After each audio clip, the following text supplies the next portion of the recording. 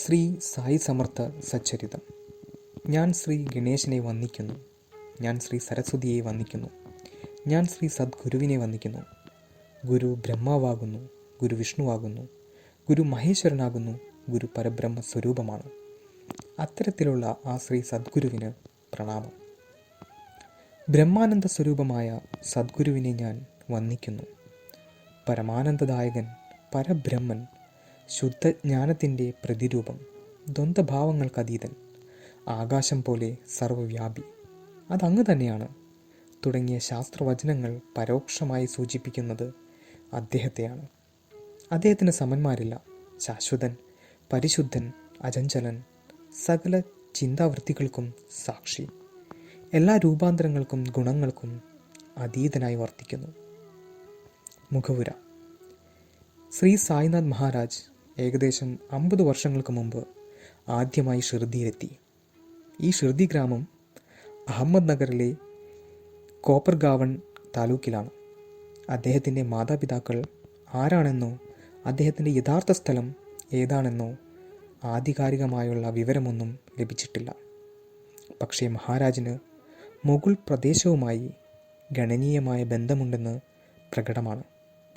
മുഗൾ ഭരണത്തിൻ കീഴിലുണ്ടായിരുന്ന സേലു, ജൽന, മാൻവഡ്, പത്രി, പർഭാനി, നവരംഗബാദ്, ഭീഡ്, ബിദാർ എന്നീ പ്രദേശങ്ങൾ പലപ്പോഴും മഹാരാജിൻ്റെ സംഭാഷണങ്ങളിൽ പരാമർശിക്കപ്പെട്ടിട്ടുണ്ട്. ഒരിക്കൽ പത്രിയിൽ നിന്നുള്ള ഒരു മനുഷ്യൻ മഹാരാജിൻ്റെ ദർശനത്തിനെത്തിയിരുന്നു. മഹാരാജ് അയാളോട് പത്രിയിലെ വിശേഷണങ്ങൾ ആരായുകയും അവിടെയുള്ള പ്രമുഖരായ ചിലരുടെ പേരെടുത്തു പറഞ്ഞുകൊണ്ട് അവരുടെ ക്ഷേമത്തെക്കുറിച്ച് അന്വേഷിക്കുകയും ചെയ്തു. ഇതിൽ നിന്നും മഹാരാജിന് പത്രിയെക്കുറിച്ച് വിശദമായ അറിവുണ്ടായിരുന്നുവെന്ന് അനുമാനിക്കാം. പക്ഷേ അദ്ദേഹം അവിടെയാണ് ജനിച്ചതെന്ന് തീർത്തു പറയാൻ കഴിയില്ല. അതേപോലെ ജനനം കൊണ്ട് മഹാരാജ് ഒരു ബ്രാഹ്മണനായിരുന്നോ അതോ മുസ്ലിം ആയിരുന്നോ എന്ന് തീർച്ചയോടെ പറയാനും കഴിയില്ല. മാത്രമല്ല, അദ്ദേഹം ഒരു ഗർഭപാത്രത്തിൽ നിന്ന് ഉടലെടുത്തതല്ലെന്ന് അദ്ദേഹത്തിൻ്റെ ഒരു വിഭാഗം ഭക്തർ വിശ്വസിക്കുകയും ചെയ്യുന്നു. ഇത് സമർത്ഥിക്കാൻ കഴിയില്ല. അദ്ദേഹം ഒരു അയോനിജനാണെന്ന് പറയുന്നത് അദ്ദേഹത്തിൻ്റെ ഭക്തരല്ലാത്തവർക്ക് അതിശയോക്തിയായി തോന്നിയേക്കാം. പക്ഷേ ഈ ഉള്ളവന് അങ്ങനെ തോന്നുന്നില്ല. മഹാരാജ് സ്വയം ഇതെഴുതുന്നവനോട് ഇങ്ങനെ പറഞ്ഞിട്ടുണ്ട്: ഇപ്പോൾ ഞാൻ പോവുകയാണ്. പിന്നീട് ഞാൻ 8 വയസ്സുള്ള ഒരു ബാലനായി പ്രത്യക്ഷനാകുന്നതാണ്. ദേവകി മാതാവിൻ്റെ മുമ്പിൽ ശ്രീകൃഷ്ണൻ പ്രത്യക്ഷനായപ്പോൾ 8 വയസ്സുള്ള ഒരു ബാലൻ്റെ രൂപമായിരുന്നു. പുരാണത്തിൽ ഇപ്രകാരം വർണ്ണിക്കപ്പെട്ടിരിക്കുന്നു: 8 വയസ്സ് പ്രായമുള്ള ആ രൂപത്തിൽ നിന്നും നിർഗമിച്ച പ്രകാശം അചിന്തനീയമായിരുന്നു. അത് 10 ദിശകളെയും പ്രകാശമാനമാക്കി. അതിനു മുമ്പിൽ സൂര്യചന്ദ്രന്മാർ നിഷ്പ്രഭമായി. അദ്ദേഹം സാധനകളിലൂടെ സിദ്ധി നേടിയതാണെന്ന് അദ്ദേഹത്തിൻ്റെ ഭൂരിഭാഗം ഭക്തരും വിശ്വസിക്കുന്നില്ല.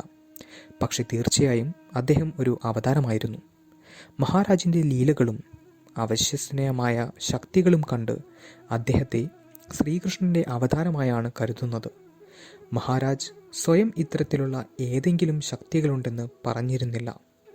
അദ്ദേഹം സ്വയം ഈശ്വരൻ്റെ സേവകനെന്നും ഭക്തനെന്നുമാണ് വിശേഷിപ്പിച്ചിരുന്നത്. എൻ്റെ ഗുരുവിൻ്റെ സമൃദ്ധമായ കൃപ എനിക്കുണ്ട്. അദ്ദേഹത്തിൻ്റെ അനുഗ്രഹത്താൽ ഭക്തരുടെ ക്ലേശങ്ങൾ ദൂരീകരിക്കപ്പെടുകയും അവർക്ക് ക്ഷേമം കൈവരികയും ചെയ്യുന്നു എന്ന് അദ്ദേഹം പറഞ്ഞു. അദ്ദേഹം തൻ്റെ ഭക്തരെ അനുഗ്രഹിക്കുമ്പോൾ അദ്ദേഹത്തിൻ്റെ വചനങ്ങൾ ഇതായിരുന്നു: അള്ളാഹ് നിൻ്റെ ക്ഷേമം ഉറപ്പുവരുത്തിക്കൊള്ളും. അദ്ദേഹം ഒരിക്കലും സ്വയം യാതൊരുവിധ മഹത്വവും ആരോപിച്ചിരുന്നില്ല. അനൽ ഹക്ക്, അതായത് ഞാൻ ദൈവമാകുന്നു എന്ന് അദ്ദേഹം ഒരിക്കലും പറഞ്ഞിരുന്നില്ല. പക്ഷേ അദ്ദേഹം ഇടയ്ക്കിടയ്ക്ക് യാദേ ഹക്ക്, അതായത് ഞാൻ ഈശ്വരനെ സ്മരിക്കുന്നുവെന്ന് പറഞ്ഞിരുന്നു. ഒരു വിവാഹ ഘോഷയാത്രയിൽ ഒരു മുസ്ലിം മാന്യവ്യക്തിയോടൊപ്പമാണ് മഹാരാജ് ഷിർദിയിലെത്തിയത്. അയാളുടെ പേര് ചാന്ദ്ബായ് എന്നായിരുന്നു. അയാൾ തൂബ്ഖേഡ ഗ്രാമത്തിലെ അധികാരിയായിരുന്നു. ഒരിക്കൽ അയാളുടെ കുതിര നഷ്ടപ്പെട്ടതിനാൽ അയാൾ അതിനെ തിരഞ്ഞടക്കുകയായിരുന്നു. അപ്പോൾ ഒരു വൃക്ഷച്ചുവട്ടിൽ മഹാരാജ് ഇരിക്കുന്നത് അയാൾ കണ്ടു. അയാൾ മുമ്പൊരിക്കലും മഹാരാജിനെ കണ്ടിട്ടുണ്ടായിരുന്നില്ല. മഹാരാജ് അയാളെ വിളിച്ച് ഇങ്ങനെ പറഞ്ഞു: ചില്ലത്തിൽ നിന്ന് ഒരു പുകയെടുത്ത ശേഷം യാത്ര തുടരുക. അയാൾ മറുപടി പറഞ്ഞു, എൻ്റെ കുതിര നഷ്ടപ്പെട്ടിരിക്കുന്നു, ഞാൻ അതിന് അന്വേഷിച്ച് പോവുകയാണ്. മഹാരാജ് പറഞ്ഞു, അതിന് ദൂരെ പോകുന്നത് എന്തിനാണ്? അത് ഇതിനപ്പുറത്തുണ്ട്, അവിടെ ആ വേലി കടന്നുള്ള ഭാഗത്ത്. യഥാർത്ഥത്തിൽ കുതിര ആ ഭാഗത്ത് മേയുകയായിരുന്നു. ചാന്ദ്ബായി കുതിരയും കൂട്ടി മഹാരാജിൻ്റെ സമീപത്തേക്ക് വന്നു. മഹാരാജ് നൽകിയ ചില്ലം പുകച്ചതിന് ശേഷം അയാളുടെ ഗൃഹത്തിലേക്ക് വരാനായി അയാൾ മഹാരാജിനെ നിർബന്ധിച്ചു. മഹാരാജ് പറഞ്ഞു, ഞാൻ നാളെ വരുന്നതാണ്. അതനുസരിച്ച് പിറ്റേ ദിവസം മഹാരാജ് അയാളുടെ ഗൃഹത്തിലെത്തി. വനത്തിൽ വെച്ച് ചാന്ദ്ബായിക്ക് പുകവലിക്കാനായി ചില്ലം നൽകപ്പെട്ടപ്പോൾ അവിടെ കനലുണ്ടായിരുന്നില്ല. മഹാരാജ് അദ്ദേഹത്തിൻ്റെ കയ്യിലുണ്ടായിരുന്ന കൊടിൽ നിലത്ത് കുത്തി ഇറക്കി തൻ്റെ ആവശ്യത്തിനായി എരിയുന്ന കനൽ പുറത്തേക്ക് എടുക്കുകയാണ് ഉണ്ടായത്. മഹാരാജ് കുറച്ച് ദിവസങ്ങൾ ചാന്ദ്ബായിയുടെ ഗൃഹത്തിൽ കഴിഞ്ഞു. പിന്നീട് ചാന്ദ്ബായിയുടെ അനന്തരവന് ഷിർദിയിൽ നിന്നുള്ള ഒരു പെൺകുട്ടിയുമായി വിവാഹബന്ധം ഉറപ്പിക്കപ്പെട്ടു. ആ വിവാഹ സംഘത്തോടൊപ്പം മഹാരാജ് ഷിർദിയിലെത്തി. ഗ്രാമാതിർത്തിയിൽ ഖണ്ഡോബ ക്ഷേത്രത്തിന് സമീപമുള്ള മെതിക്കളത്തിലാണ് വിവാഹസംഘം തമ്പടിച്ചത്. അവിടെ മാലസപതി എന്നു പേരുള്ള ഒരു മനുഷ്യനെ അദ്ദേഹം കണ്ടുമുട്ടി. ഈ മാലസപതി ഷിർദി നിവാസിയായ ഒരു സ്വർണ്ണപ്പണിക്കാരനായിരുന്നു. അയാൾ ഒരു ഖണ്ഡോബ ഭക്തനായിരുന്നു. അനേകം തലമുറകളായി ഖണ്ഡരയുടെ പതിവ് ചുമതലകൾ വഹിക്കുന്നതിന് അധികാരപ്പെടുത്തിയ വ്യക്തിയുമായിരുന്നു. മഹാരാജ് ഖണ്ഡോബ ക്ഷേത്രത്തിലേക്ക് പ്രവേശിച്ചപ്പോൾ അദ്ദേഹത്തിൻ്റെ വേഷവിധാനം ഒരു കഫ്നിയും ഒരു തൊപ്പിയും ഒരു ധോത്തിയും ഉൾപ്പെട്ടതായിരുന്നു. അദ്ദേഹത്തെ കണ്ടയുടനെ മാലസപതി ഈ വാക്കുകളോടെ അദ്ദേഹത്തെ സ്വാഗതം ചെയ്തു. സ്വാഗതം സായിബാബ. മഹാരാജ് തൻ്റെ അന്ത്യദിനം വരെയും ആ നാമത്തിൽ, അതായത് സായിബാബ എന്ന് അറിയപ്പെടുകയും ചെയ്തു. അദ്ദേഹത്തിൻ്റെ ഭൂരിഭാഗം ഭക്തരും സായിബാബ എന്നോ ബാബ എന്നോ മാത്രമോ അദ്ദേഹത്തെ വിളിക്കുന്നു. ഒരു അവസരത്തിൽ മഹാരാജിൽ നിന്നും സാക്ഷ്യം രേഖപ്പെടുത്താനെത്തിയ ഒരു അധികാരി അദ്ദേഹത്തിൻ്റെ നാമം ചോദിക്കുകയുണ്ടായി. അദ്ദേഹം ഇങ്ങനെ മറുപടി പറഞ്ഞു, ഇവർ എന്നെ സായിബാബ എന്ന് വിളിക്കുന്നു. മാലസപതി മഹാരാജിനെ ഗ്രാമത്തിലേക്ക് കൂട്ടിക്കൊണ്ടുപോയി. അയാളുടെ സുഹൃത്തുക്കളായ കാശിറാം, ഷിംബി, അപ്പ, ജഗാലെ എന്നിവർക്ക് പരിചയപ്പെടുത്തി. ഇവർ 3 പേരും അവരുടെ കഴിവിനനുസരിച്ച് ഗ്രാമത്തിലെത്തുന്ന സാധുക്കൾ, ദിവ്യന്മാർ, ഗോസാവികൾ, ഫക്കീറന്മാർ, സന്യാസിമാർ എന്നിവർക്ക് സേവനങ്ങൾ ചെയ്തിരുന്നു. ഷിർദിയുടെ ഭൂമിശാസ്ത്രപരമായ കിടപ്പനുസരിച്ച് അത്തരത്തിലുള്ള ജനങ്ങളും സംഘങ്ങളും ധാരാളമായി വരികയും പോവുകയും ചെയ്തിരുന്നു. അത്തരത്തിലുള്ള സംഘങ്ങൾ പലപ്പോഴും അവിടെ എത്തുകയും മുൻപ് പറഞ്ഞ 3 പേരും അവരുടെ കഴിവിനനുസരിച്ച് ആദരപൂർവമായ സേവനങ്ങൾ അവർക്ക് നൽകുകയും ചെയ്തിരുന്നു. ഇവർ 3 പേരും മഹാരാജിൻ്റെ പൂർണ്ണ ഭക്തരായി മാറി. ഇവരിൽ കാശിറാമും അപ്പായും കുറച്ചു വർഷങ്ങൾക്ക് ശേഷം നിര്യാതരായി. കാശിറാം ആദ്യം മരണമടയുകയും കുറച്ചു നാളുകൾക്ക് ശേഷം അപ്പായും മരണമടഞ്ഞു. പക്ഷെ അവർ ഇരുവരും ഏകാദശി ദിനത്തിൽ മരണമടഞ്ഞതിനാൽ ഭാഗ്യവന്മാരായിരുന്നു. ഈശ്വരഭക്തന്മാർ ഈശ്വരൻ്റെ പ്രത്യേക ദിനത്തിൽ മരണമടയുന്നത് ഉചിതമാണ്. ഇത്തരത്തിൽ അവർക്ക് 2 പേർക്കും മരണമുണ്ടായി. കാശിറാം ശരീരം, മനസ്സ്, ധനം എന്നിവ കൊണ്ട് ഏറ്റവും ഉത്തമമായ രീതിയിൽ മഹാരാജിനെ സേവിച്ചു. ആരംഭകാലത്ത് മഹാരാജിൻ്റെ കഫ്നി കാവി നിറത്തിലോ വെളുത്ത നിറത്തിലോ ആയിരുന്നു. കാശിറാം മഹാരാജിനു വേണ്ടി ഒരു പച്ച കഫ്നിയും തൊപ്പിയും തുന്നി. പക്ഷേ മഹാരാജ് സാധാരണയായി ഒരു വെളുത്ത കഫ്നി ധരിക്കുകയും ശിരസിൽ ഒരു വെളുത്ത തുണി കെട്ടുകയും ചെയ്തിരുന്നു. അതുപോലെ മഹാരാജിൻ്റെ ചില്ലത്തിന് പുകയിലയും ധുനിക്ക് വിറകും അയാൾ നൽകിയിരുന്നു. ആവശ്യം വന്നാൽ പണവും. ഇതായിരുന്നു കാശിറാം സ്വയം ഏറ്റെടുത്ത കർത്തവ്യം. പിന്നീട് അയാൾ തൻ്റെ പണസഞ്ചി ബാബയുടെ മുമ്പിൽ വയ്ക്കുകയും അദ്ദേഹത്തിന് ആവശ്യമുള്ളതെടുക്കാൻ അഭ്യർത്ഥിക്കുകയും ചെയ്തു. അക്കാലത്ത് മഹാരാജ് ദക്ഷിണ സ്വീകരിക്കുന്ന പതിവുണ്ടായിരുന്നില്ല. എങ്കിലും അദ്ദേഹം കാശിറാമിൽ നിന്നും 1-2 പൈസ എടുക്കുമായിരുന്നു. മഹാരാജ് അയാളിൽ നിന്നും ദക്ഷിണ സ്വീകരിക്കണമെന്ന് കാശിറാമിന് വളരെ ആഗ്രഹമുണ്ടായിരുന്നു. ചില ദിവസങ്ങളിൽ മഹാരാജ് ദക്ഷിണ സ്വീകരിച്ചില്ലെങ്കിൽ അയാൾ ദുഃഖിതനാവുകയും അയാളുടെ കണ്ണുകളിൽ നിന്ന് അശ്രുക്കൾ പൊഴിയുകയും ചെയ്തിരുന്നു. ഇത്തരത്തിൽ വിഷമം തോന്നുന്നത് ആത്മീയ പുരോഗതിയെ തടസ്സപ്പെടുത്തും. എന്തുകൊണ്ടെന്നാൽ നൽകാൻ കഴിയുമെന്നുള്ള അഹംഭാവ ചിന്തയ്ക്ക് അത് വഴിതെളിക്കുന്നു. സ്വാഭാവികമായും ഭക്തൻ്റെ ആത്മീയ പുരോഗതിക്കുള്ള സകല തടസ്സങ്ങൾ ഒഴിവാക്കുക എന്നത് ഈശ്വരൻ്റെ സാധാരണ ദൗത്യമാണ്. അത്തരത്തിൽ കാശിറാമിൻ്റെ കാര്യത്തിലും അത് സംഭവിച്ചു. കുറച്ചു നാളുകൾക്ക് ശേഷം അയാൾക്ക് പണത്തിന് ബുദ്ധിമുട്ടുണ്ടാവുകയും മഹാരാജ് അയാളിൽ നിന്നും ആവർത്തിച്ച് ദക്ഷിണ ആവശ്യപ്പെടുകയും ചെയ്തു. അയാളുടെ പക്കൽ പണമൊന്നും ശേഷിച്ചിട്ടില്ലെന്ന് അയാൾ തുറന്ന് സമ്മതിക്കേണ്ടി വന്നു. അപ്പോൾ പലചരക്ക് കച്ചവടക്കാരനോട് കടം വാങ്ങി എനിക്ക് തരിക എന്ന് മഹാരാജ് പറഞ്ഞു.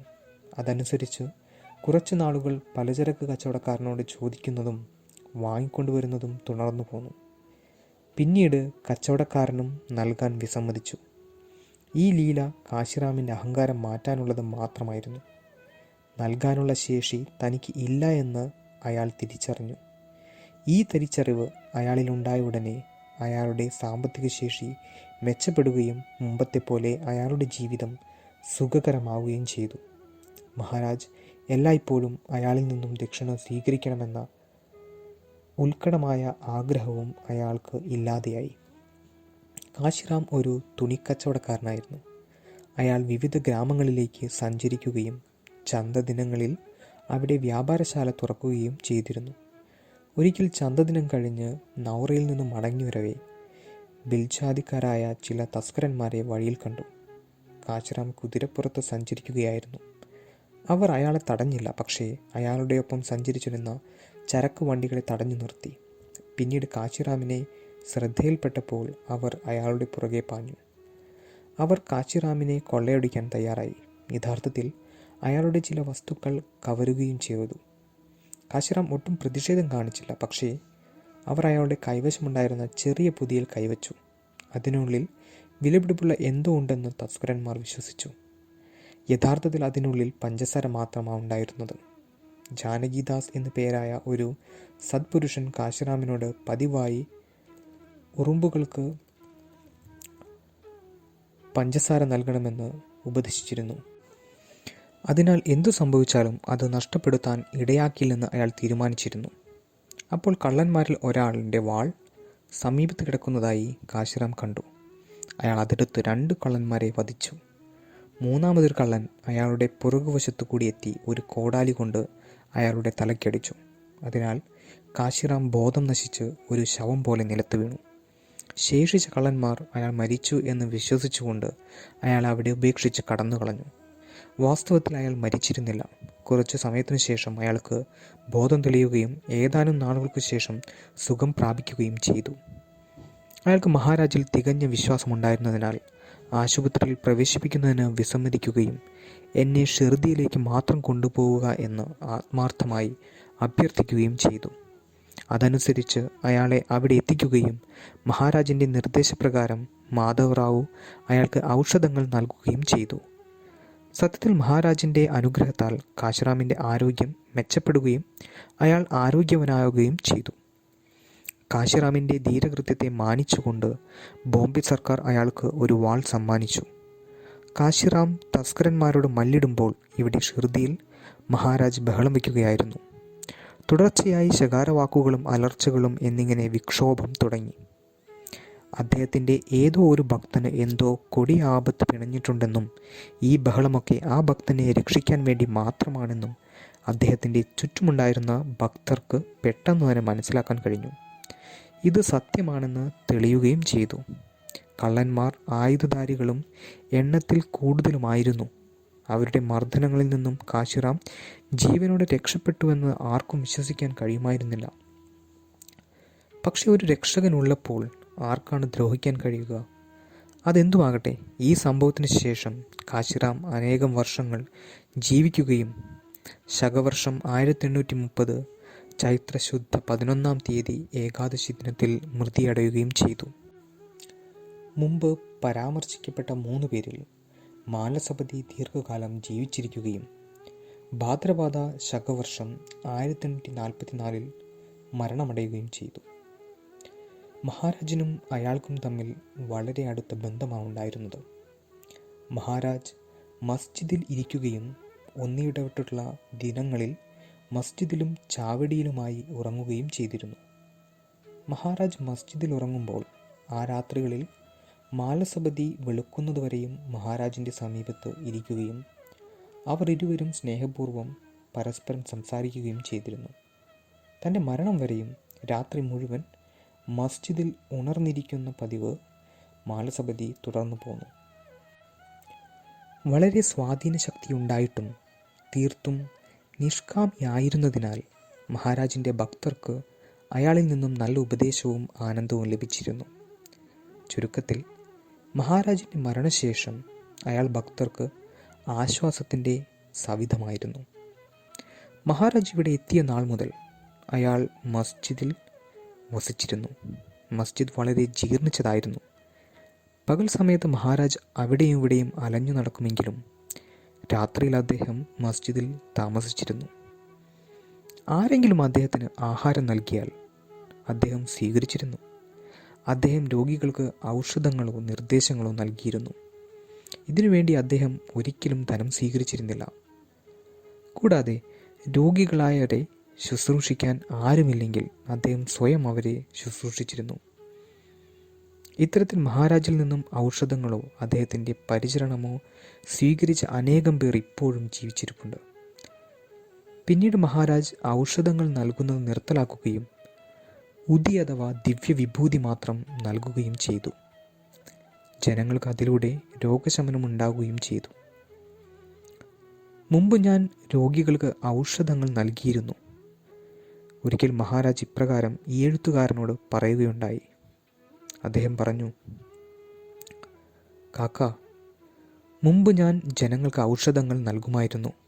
പിന്നീട് ഞാൻ ഔഷധങ്ങൾ നൽകുന്നത് നിർത്തലാക്കുകയും ഹരി ഹരി എന്ന് ജപിക്കുകയും ഹരി ഹരി എന്ന് ജപിച്ചതിലൂടെ എനിക്ക് ആത്മസാക്ഷാത്കാരം ലഭിക്കുകയും ചെയ്തു. മഹാരാജ് ആദ്യമായി ഇവിടെ എത്തിയപ്പോൾ ദേവിദാസ് എന്നു പേരായ ഒരു സാധു ഇവിടെ ജീവിച്ചിരുന്നു. വിവിധ സമയങ്ങളിലായി അനേകം സാധുക്കൾ അദ്ദേഹത്തിൻ്റെ സമീപത്തെത്തിയിരുന്നു. അതേപോലെ രാമേശ്വരം, പന്തർപൂർ, ദക്ഷിണ ഭാരതത്തിലെ മറ്റ് തീർത്ഥാടന കേന്ദ്രങ്ങൾ എന്നിവിടങ്ങളിലേക്ക് കാൽനടയായി പോകുന്നതിനുള്ള യാത്രാമാർഗവും ഇതായിരുന്നു. അതിനാൽ ഇടയ്ക്കിടയ്ക്ക് ധാർമ്മിക ജനങ്ങൾ ഇവിടെ എത്തി. അവരുടെ ഇടയിൽ ജാനകിദാസ് എന്നു പേരായ ഒരു സാധു വളരെ കാലം ഇവിടെ താമസിച്ചിരുന്നു. ആത്മീയ കാര്യങ്ങളിൽ വളരെ ഗ്രാഹ്യമുള്ള വ്യക്തിയായിരുന്നു അദ്ദേഹം. മഹാരാജും അദ്ദേഹവും തമ്മിൽ ധാരാളം സംസാരിച്ചിരുന്നു. പ്രശസ്ത ദിവ്യനായ ഗംഗാഗീർ ബാബയും ഇവിടെ വരാറുണ്ടായിരുന്നു. മഹാരാജ് ഇവിടെ എത്തിച്ചേർന്നതിന് ശേഷം ആദ്യമായി ഗംഗാഗീർ ഇവിടെ എത്തിയപ്പോൾ മഹാരാജ് തൻ്റെ 2 കൈകളിലും കിണറിലെ വെള്ളം നിറച്ച് മൺകുടങ്ങൾ വഹിച്ചു കൊണ്ടുപോവുകയാണ് കണ്ടത്. അദ്ദേഹത്തെ കണ്ടപ്പോൾ ഗംഗാഗീർ ബാബ അവിടെ ഉണ്ടായിരുന്ന ഗ്രാമീണരോട് പെട്ടെന്ന് പറഞ്ഞു, എപ്പോഴാണ് ഈ വ്യക്തി ഇവിടെ എത്തിയത്? അദ്ദേഹം ഒരു ശുദ്ധരത്നമാണ്. അദ്ദേഹം വളരെ ശ്രേഷ്ഠനാണ്. ഈ ഗ്രാമത്തിൻ്റെ മഹാഭാഗ്യം മൂലമാണ് ഈ രത്നത്തെ ലഭിച്ചത്. പിന്നീട് ഗംഗാഗീർ ബാബ മഹാരാജിൻ്റെ ദർശനത്തിനെത്തുകയും അവർ ഇരുവരും വളരെ സ്നേഹത്തോടെ പരസ്പരം സംസാരിക്കുകയും ചെയ്തു. അക്കൽക്കോട്ടിലെ ആനന്ദ്നാഥ് മഹാരാജും ഇതേ രീതിയിൽ മഹാരാജിനെ കുറിച്ച് സംസാരിച്ചിട്ടുണ്ട്. ഈ ആനന്ദ്നാഥ് മഹാരാജ് പ്രശസ്തനായ ശ്രീ അക്കൽക്കോട്ട് സ്വാമിയുടെ ശിഷ്യനായിരുന്നു. ഒരിക്കൽ അദ്ദേഹം യോളയ്ക്ക് സമീപത്തുള്ള സവർഗാവൺ എന്ന സ്ഥലത്തേക്ക് പോയപ്പോൾ ഷിർദി നിവാസികളായ മാധവറാവു, ബൽവന്ത് ദേശ്പാണ്ഡെ, ദഗഡ്ബാവു ഗായകെ, നന്ദറാം ശിവറാം മാർവാടി, ഭഗ്ചന്ദ് മാർവാടി എന്നിവർ അദ്ദേഹത്തിൻ്റെ ദർശനത്തിനായി എത്തി. ദർശനത്തിന് ശേഷം സംഘം ഷിർദിയിലേക്ക് മടങ്ങിപ്പോകാനൊരുങ്ങവേ മഹാരാജ് പെട്ടെന്ന് ഓടി വന്ന് അവരുടെ വണ്ടിയിലിരിക്കുകയും ഇങ്ങനെ പറയുകയും ചെയ്തു, ഞാൻ നിങ്ങളോടൊപ്പം വരുന്നു. നേവർഗാവണിയിലെ യോണയിലെയും ജനങ്ങൾ ഈ ഉദ്യമത്തിൽ നിന്നും അദ്ദേഹത്തെ പിന്തിരിപ്പിക്കാൻ ശ്രമിച്ചെങ്കിലും ഫലവത്തായില്ല. ആനന്ദ്നാഥ് മഹാരാജ് ഇവിടെ എത്തിയപ്പോൾ മഹാരാജിനെക്കുറിച്ച് ഇപ്രകാരം പറയുകയുണ്ടായി, ഇതൊരു രത്നമാണ്. നിങ്ങൾക്കിതിൻ്റെ മൂല്യം അറിയില്ല. കുപ്പക്കൂനയിൽ കിടക്കുകയാണെങ്കിലും ഇതൊരു രത്നമാണ്. ആ കാലത്ത് മഹാരാജ് പ്രശസ്തനായിരുന്നില്ല. ഗ്രാമീണരാകട്ടെ അദ്ദേഹത്തെ ഒരു സാധാരണ മനുഷ്യൻ മാത്രമായി കരുതിയിരുന്നു, സത്യത്തിൽ ഒരു ഭ്രാന്തൻ ഫക്കീറായി. അക്കാലത്ത് മഹാരാജിൻ്റെ പ്രകൃതം ഇങ്ങനെയായിരുന്നു. കീറിപ്പറഞ്ഞതും പഴകിയതുമായ വസ്ത്രം ധരിച്ചിരുന്നു, ഇഷ്ടമുള്ളിടത്ത് ഇരിക്കുമായിരുന്നു, തികച്ചും ഒരു ഭ്രാന്തനെ പോലെ കാണപ്പെട്ടു. പക്ഷേ ബ്രഹ്മനിൽ ലയിച്ചിരുന്നു ബാബ. ചിലപ്പോൾ മഹാരാജ് അരുവിയുടെ സമീപത്ത് പോയിരിക്കും, ചിലപ്പോൾ ഗ്രാമഭിത്തിയുടെ സമീപത്തുള്ള ഒരു നിശ്ചിത വേപ്പ് മരച്ചുവട്ട്, ചിലപ്പോൾ ആരുടെയെങ്കിലും പാടത്തിൽ. അദ്ദേഹത്തിൻ്റെ വസ്ത്രങ്ങൾ കീറിപ്പറഞ്ഞതായിരുന്നു. ചിലപ്പോഴൊക്കെ അദ്ദേഹം വളരെ കോപാകുലനായിരുന്നു. ഇത്തരത്തിലുള്ളതും മറ്റ് പെരുമാറ്റങ്ങളും കാരണം സാധാരണ മനുഷ്യർക്ക് അദ്ദേഹം ഒരു ഭ്രാന്തനെ പോലെ തോന്നിച്ചു. പക്ഷെ വളരെ പെട്ടെന്ന് ജനങ്ങളുടെ തെറ്റായ ധാരണ മാറുകയും ഷിർദിയിലെ ആളുകൾ മഹാരാജിൻ്റെ ശ്രേഷ്ഠത തിരിച്ചറിയുകയും ചെയ്തു. അത് ഇത്തരത്തിലാണ് സംഭവിച്ചത്. മസ്ജിദിലും ക്ഷേത്രങ്ങളിലും ധാരാളം വിളക്കുകൾ കത്തിച്ചു വയ്ക്കാൻ മഹാരാജിന് വളരെ ആഗ്രഹമുണ്ടായിരുന്നു. യഥാർത്ഥത്തിൽ വളരെ ആഗ്രഹമുണ്ടായിരുന്നു എന്ന് പറയുന്നത് സാധാരണ രീതിയിലുള്ള പറച്ചിലാകും. വാസ്തവം പറയുകയാണെങ്കിൽ അദ്ദേഹത്തിൻ്റെ പ്രവൃത്തികളൊന്നും തന്നെ ഏതെങ്കിലും വലിയ ആഗ്രഹങ്ങൾ സാധിക്കാൻ വേണ്ടിയുള്ളതായിരുന്നില്ല. പക്ഷേ അവയ്ക്ക് മറ്റൊരു ഉദ്ദേശമാണ് ഉണ്ടായിരുന്നത്. അതായത് ജനങ്ങളുടെ ക്ഷേമം. അതെന്തുമാകട്ടെ, ഈ വിളക്കുകൾ കത്തിക്കുന്നതിന് വേണ്ടി മഹാരാജ് പീഡിയക്കാരുടെയും എണ്ണക്കച്ചവടക്കാരുടെയും സമീപത്തെത്തി എണ്ണ വാങ്ങിക്കൊണ്ടുവരുമായിരുന്നു. കുറച്ചു കാലം അവർ മഹാരാജിന് എണ്ണ നൽകി.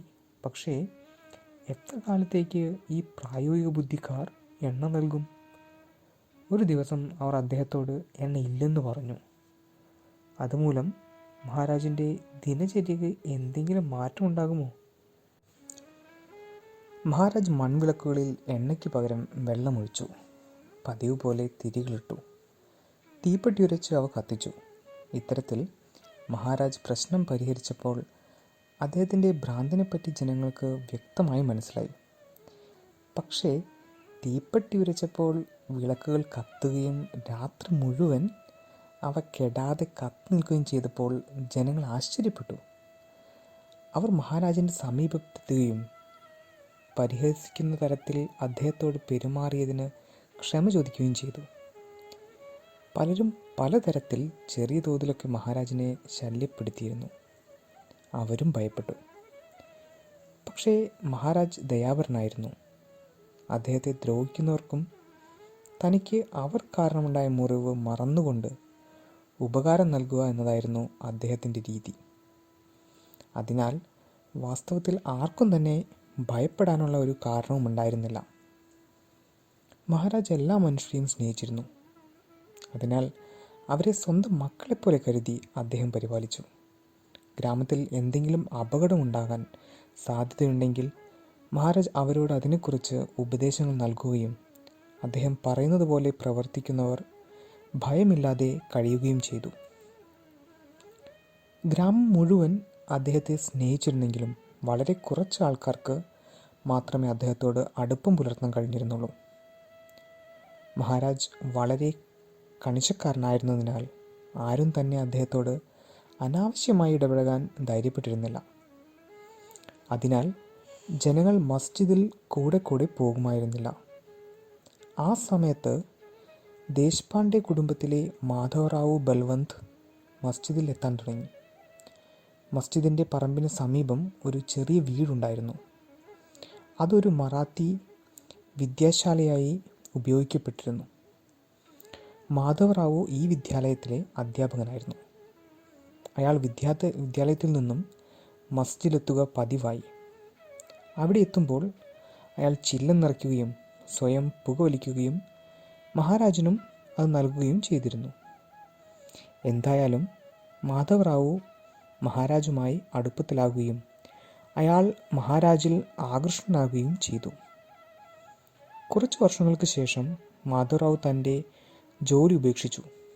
മഹാരാജനും അദ്ദേഹത്തെ സന്ദർശിക്കാനെത്തുന്ന ഭക്തർക്കും സേവനങ്ങൾ നൽകാൻ തുടങ്ങി.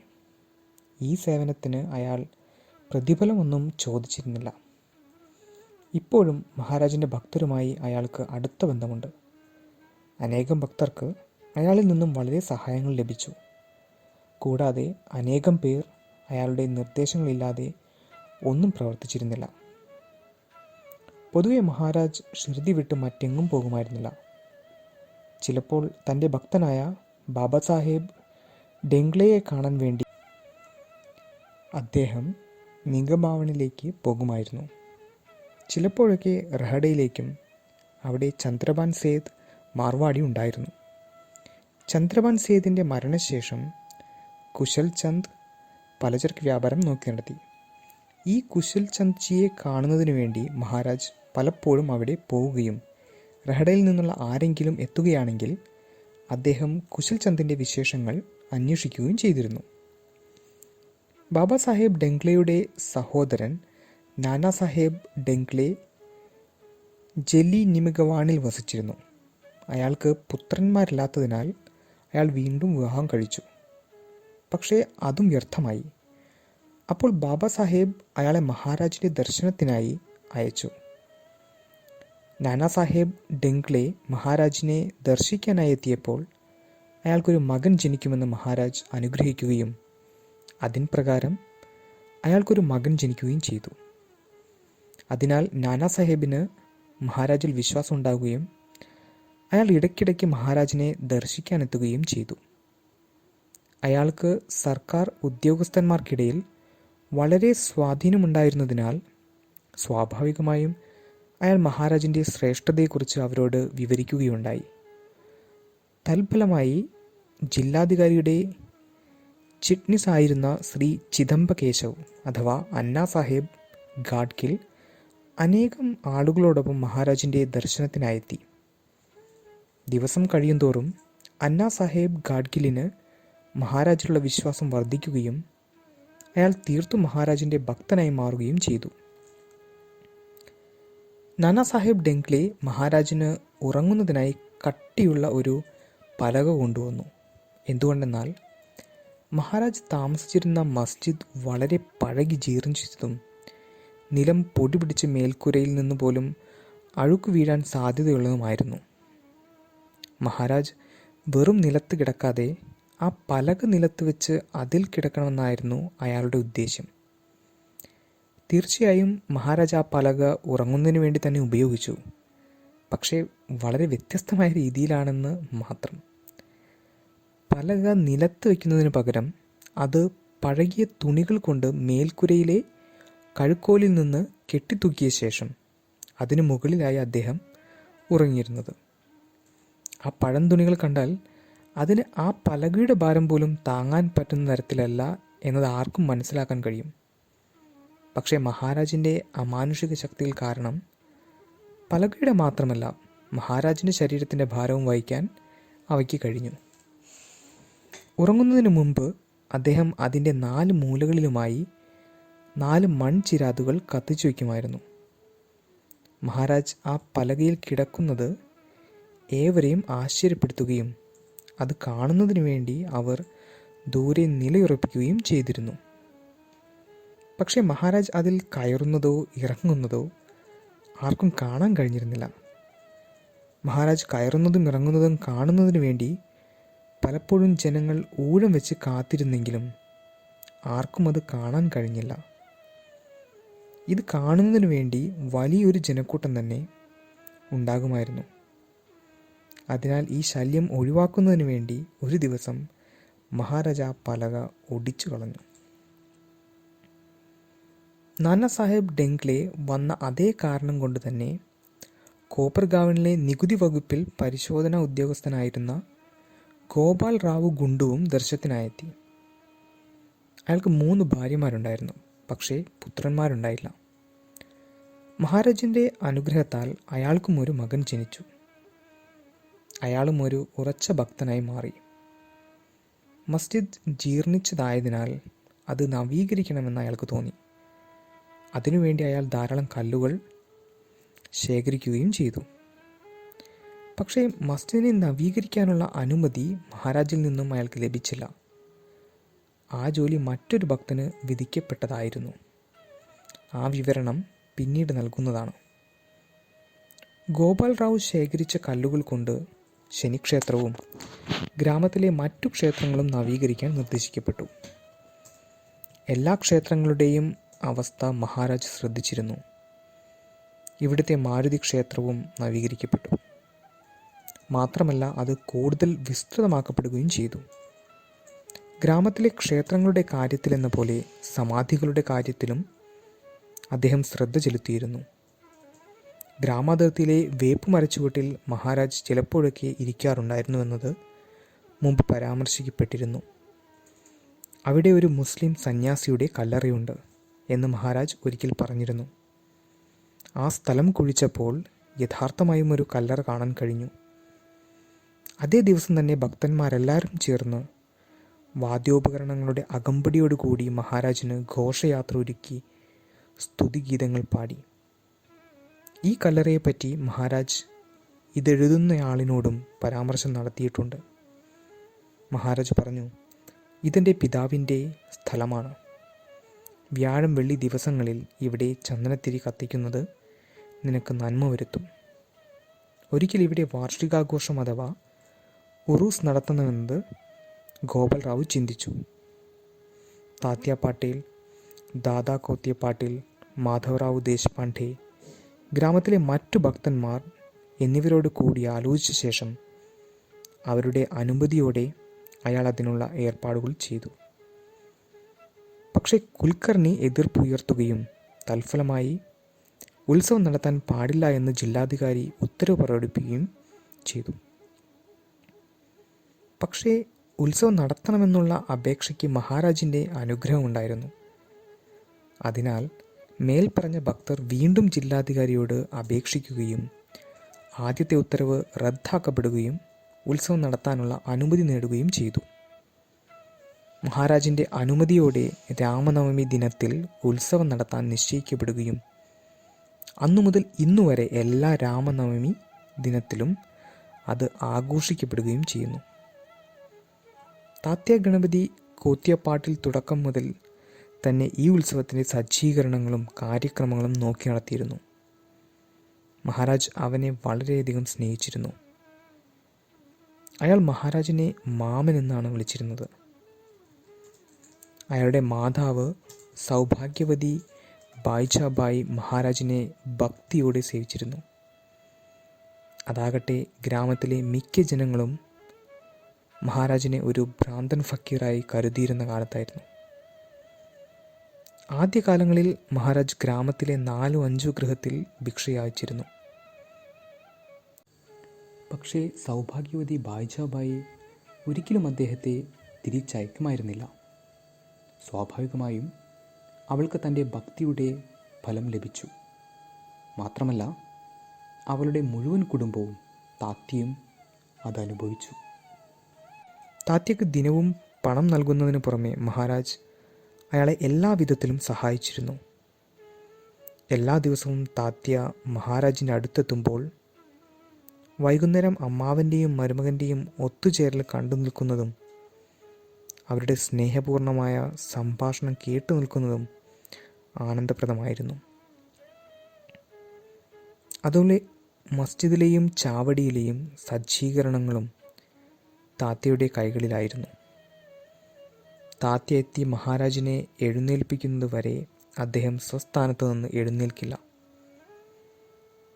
അദ്ദേഹത്തെ കൈപിടിച്ചു കൊണ്ടുപോകുന്നതും അദ്ദേഹം തയ്യാറാക്കിയ ഇരിപ്പിടത്തിൽ അദ്ദേഹത്തെ ഇരുത്തുന്നതും താത്യയായിരുന്നു. ഇതായിരുന്നു ദിനവുമുള്ള പതിവ്. ചില്ലം പോലും നിറയ്ക്കുന്നത് താത്യയായിരുന്നു. രാമനവമി ഉത്സവ സമയത്ത് രാമനവമി ദിനത്തിൽ 2 വലിയ കൊടികൾ ഘോഷയാത്രയായി മസ്ജിദിലേക്ക് എത്തിക്കുകയും 2 ഭാഗത്തായി കെട്ടുകയും ചെയ്യുന്നു. ഈ കൊടികളിൽ ഒന്ന് നാനാ സാഹേബ് നിമോണിക്കർ എന്നറിയപ്പെടുന്ന ശങ്കർറാവു രഘുനാഥ് ദേശ്പാണ്ഡെയുടേതും രണ്ടാമത്തേത് നഗറിലെ ദാമുസേദ് കസറിൻ്റേതുമായിരുന്നു. നാനാ സാഹേബ് നിമോൺകർ നിമോണിലെ ദേശ്പാണ്ഡെ അഥവാ ജില്ലയിലെ കണക്ക് പരിശോധിക്കുന്ന ആളായിരുന്നു. സംഗ്നർ താലൂക്കിലാണ് നിമോൺ ജില്ല സ്ഥിതി ചെയ്യുന്നത്. താലൂക്കിലെ ജനങ്ങൾക്കിടയിൽ പ്രമുഖനായി കാണപ്പെട്ടിരുന്നതിനാൽ സർക്കാർ അദ്ദേഹത്തെ ജില്ലാധികാരിയായി നിയമിച്ചു. ഒടുവിൽ വാർദ്ധക്യസഹജമായ കാരണങ്ങളാൽ അയാൾ അതിൽ നിന്നും വിരമിച്ചു. അയാളുടെ അമ്മാവൻ ഷിർദിയിലാണ് വസിച്ചിരുന്നത്. അതിനാൽ അയാൾ ചിലപ്പോഴൊക്കെ ഇവിടെ വരുമായിരുന്നു. ഇവിടെ വരുമ്പോഴൊക്കെ അയാൾ അമ്മാവൻ്റെ നിർദ്ദേശപ്രകാരം അയാൾ മഹാരാജിൻ്റെ ദർശനത്തിനെത്തുമായിരുന്നു. ക്രമേണ അയാൾക്ക് മഹാരാജിൽ വിശ്വാസം വർദ്ധിക്കുകയും തൻ്റെ ജീവിതത്തിൻ്റെ അവസാന 3 വർഷങ്ങൾ മഹാരാജിൻ്റെ സേവനത്തിൽ മുഴുകിക്കഴിയുകയും ചെയ്തു. സ്നാനം, രാവിലെയും വൈകുന്നേരവുമുള്ള പ്രാർത്ഥനകൾ, മറ്റു ചടങ്ങുകൾ എന്നിവയ്ക്ക് വേണ്ടി മാത്രമേ അയാൾ തൻ്റെ ഗൃഹത്തിൽ പോയിരുന്നുള്ളൂ. ബാക്കി സമയം മുഴുവൻ അയാൾ മഹാരാജിൻ്റെ സേവനത്തിനായി ചിലവഴിച്ചു. 60 വയസ്സ് കഴിഞ്ഞിരുന്നെങ്കിലും വിശ്രമിക്കുന്നതിനെക്കുറിച്ചോ മഹാരാജിന് ചെയ്യുന്ന സേവനങ്ങൾ ഒഴിവാക്കുന്നതിനെക്കുറിച്ചോ ചിന്തിക്കുകയോ അത് ആഗ്രഹിക്കുകയോ ചെയ്തിരുന്നില്ല. മഹാരാജ് അദ്ദേഹത്തെ കാക്ക എന്ന് വിളിച്ചിരുന്നു. മഹാരാജിൻ്റെ സമാധിക്ക് ശേഷം അയാൾ കൂടുതൽ നാൾ ജീവിച്ചിരുന്നില്ല. അതിനുശേഷം താമസിയാതെ തന്നെ അയാൾ മഹാരാജിൻ്റെ പാദങ്ങളിൽ എത്തിച്ചേർന്നു. മഹാരാജിൻ്റെ കൃപയാൽ അയാളുടെ അവസാന ദിനങ്ങൾ സമാധാനപരമായിരുന്നു. അവസാനത്തെ 3 ദിവസങ്ങൾ അയാൾ എല്ലായിടത്തും മഹാരാജിനെ കാണുകയും തൻ്റെ അടുത്തുള്ളവരെയെല്ലാം സായിബാബ എന്ന് സംബോധന ചെയ്യുകയും ചെയ്തു. അയാളുടെ ഭാര്യയെപ്പോലും വരൂ സായിബാബ എന്നാണ് അയാൾ വിളിച്ചിരുന്നത്. അയാൾക്ക് എന്തോ മതിഭ്രമം ബാധിച്ചുവെന്ന് കരുതിയ അവൾ പറഞ്ഞു, ഞാൻ ബാബയല്ല, നിങ്ങളുടെ ഭാര്യയാണ്. അപ്പോൾ അയാൾ പറഞ്ഞു, നിന്നിലുള്ളത് ആരാണ്? ബാബ തന്നെയാണ്, നീ ബാബയാണ്. അത്തരത്തിൽ നിരന്തരം മഹാരാജിനെ ഓർത്തുകൊണ്ട് അയാൾ ഇഹലോകവാസം വെടിഞ്ഞു. രാമനവമി ഉത്സവത്തിലെ 2ാമത്തെ കൊടി ദാമുസേത് ഖസർ അഥവാ ദാമോദർ സൽറാം ആണ് അയച്ചിരുന്നതെന്ന് നേരത്തെ സൂചിപ്പിച്ചിരുന്നു. അയാൾക്ക് 2 ഭാര്യമാരുണ്ടായിരുന്നെങ്കിലും 2 പേരിൽ നിന്നും അയാൾക്ക് പുത്രന്മാരുണ്ടായിരുന്നില്ല. അതിനാൽ അയാൾ വളരെ ദുഃഖിച്ചിരുന്നു. മാധവറാവു ദേശ്പാണ്ഡെയുടെ ഭാര്യാപിതാവായിരുന്നു ഗോവിന്ദറാവു സപ്കർ. അയാളോട് മഹാരാജിൻ്റെ അനുഗ്രഹം നേടാൻ നിർദ്ദേശിച്ചു. അതനുസരിച്ച് അയാൾ എത്തി. മഹാരാജ് അയാൾ അനുഗ്രഹിക്കുകയും അദ്ദേഹത്തിൻ്റെ കൃപയാൽ അയാൾക്കൊരു പുത്രൻ ലഭിക്കുകയും ചെയ്തു. സ്വാഭാവികമായും അയാൾക്ക് മഹാരാജിൽ വിശ്വാസം ദൃഢമായി. അന്നു മുതൽ രാമനവമി ദിനത്തിൽ ഒരു പുതിയ കൊടി ആഘോഷമായി എത്തിക്കുകയും അവിടെ കൂടുന്ന ഫക്കീർമാർക്ക് ആഹാരം നൽകുകയും ചെയ്തു തുടങ്ങി. ഈ പതിവ് ഇപ്പോഴും തുടരുന്നു. രാമനവമി ഉത്സവം ആരംഭിക്കുന്നതിന് കുറച്ച് വർഷങ്ങൾക്ക് മുമ്പ് മഹാരാജ് ഒരു നിസ്വാർത്ഥ ഭക്തനെ തൻ്റെ അടുക്കലേക്ക് ആകർഷിച്ചിരുന്നു. നാനാ സാഹേബ് ചന്ദോർക്കർ എന്നറിയപ്പെടുന്ന നാരായൺ ഗോവിന്ദ ആയിരുന്നു ആ ഭക്തൻ. കല്യാൺ നിവാസി ആയിരുന്നെങ്കിലും അഹമ്മദ് നഗറിലെ ജില്ലാധികാരിയുടെ ചിറ്റ്നി ആയിരുന്നു. അയാൾ ആ സ്ഥലത്തെ കുൽക്കർണിയായിരുന്ന കേശവ ആനന്ദ് അഥവാ അപ്പ ഒരു ദിവസം അയാളോട് മഹാരാജ് അയാളെ വിളിക്കുന്നു എന്ന് അറിയിച്ചു. നാനാ സാഹേബ് അപ്പ പറഞ്ഞത് വിശ്വസിച്ചില്ല. അയാൾ പറഞ്ഞു, നീ എന്തിന് മഹാരാജിൻ്റെ പേര് പറയണം? നിനക്ക് എന്നിൽ നിന്നും എന്തെങ്കിലും നേടണമെന്നുണ്ടെങ്കിൽ അത് തെളിച്ച് പറഞ്ഞാൽ പോരെ.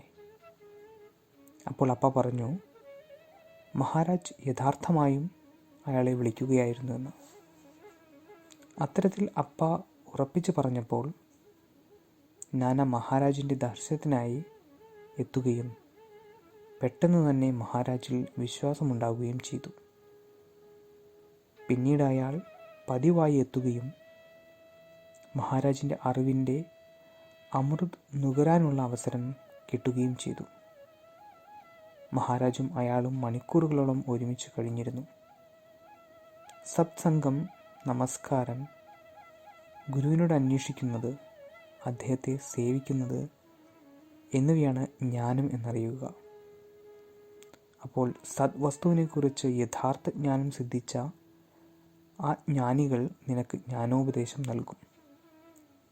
ഭഗവത്ഗീതയിലെ ഈ ഉദ്ധരണിക്ക് അനുസൃതമായി നാനാ സാഹേബ് നമസ്കാരം, അന്വേഷണം, സേവനം എന്നിവ ചെയ്യുകയും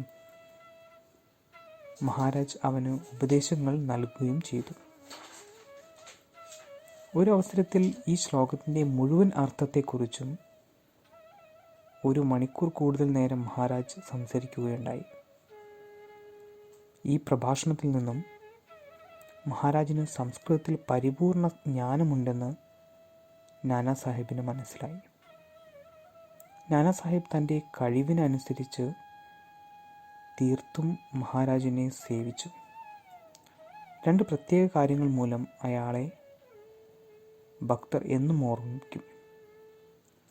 പഴയ മസ്ജിദ് ഇടിച്ച് വലുതാക്കി നവീകരിച്ചതാണ് ഒന്ന്. നാനാ സാഹിബിന് വ്യക്തിപരമായി മേൽനോട്ടം നടത്താൻ കഴിയാത്തതിനാൽ അയാളുടെ അഭ്യർത്ഥന പ്രകാരം നാനാ സാഹിബ് നിമോൺകാർ അവിടെ താമസിക്കുകയും ഈ ജോലിയുടെ മേൽനോട്ടം നടത്തുകയും വളരെ നല്ല രീതിയിൽ അത് പൂർത്തിയാക്കുകയും ചെയ്തു. മസ്ജിദ് പണിയാനുള്ള അനുവാദം മാനസപതിയുടെയും തേടുകയും മഹാരാജ് അതിന് സമ്മതിക്കുകയും ചെയ്തു. എങ്കിൽ പോലും പണി നടന്നുകൊണ്ടിരിക്കവേ മഹാരാജ് ഇടയ്ക്കിടയ്ക്ക് അവ നശിപ്പിക്കുകയും ഭാരമുള്ള വലിയ കല്ലുകളും തൂണുകളും ദൂരേക്ക് വലിച്ചെറിയുകയും ചെയ്തിരുന്നു. പിന്നീട് ആ ജോലി വീണ്ടും ചെയ്യേണ്ടി വരുമായിരുന്നു. മഹാരാജിൻ്റെ പ്രവൃത്തികൾ വിചിത്രമായി മറ്റുള്ളവർക്ക് തോന്നുമായിരുന്നെങ്കിലും ആന്തരികാർത്ഥം അറിയാമായിരുന്നവർ മഹാരാജിൻ്റെ പ്രവൃത്തികളിൽ അത്ഭുതപ്പെടാനില്ല. ഒടുവിൽ മസ്ജിദിൻ്റെ പണി പൂർത്തിയായി.